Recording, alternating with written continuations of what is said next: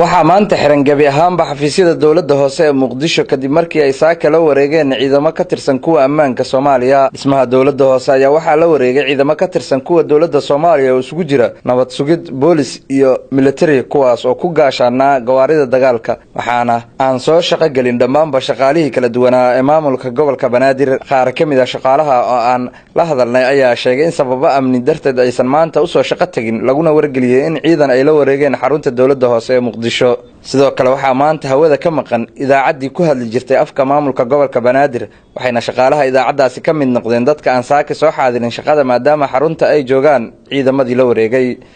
dhinaca kale qaar ka mid ah wadooyinka waaweyn ee magaalada Muqdisho ayaa maalintii labaad u xiran ciidamada ammaanka Soomaaliya. ciidamada ayaa ka hortagaya inay dhacaan banaanbaxyo laga cabsi qabo inay ka dhacaan magaalada Muqdisho oo looga soo horjeedo jahwareerka siyaasadeed ee magaalada ka taagan. banaanbaxyadan ayaa la sheegay inay abaabulayaan mas'uuliyiin ka mid ah xubnihii xilka laga qaaday ee maamulka gobolka Banaadir. isku soo wada duubo magaalada Muqdisho ayaa ku jirta maalmo jahwareer ah xilli uu safar shaqo madaxweynaha ugu maqan yahay qaar ka mid ah gobolada dalka.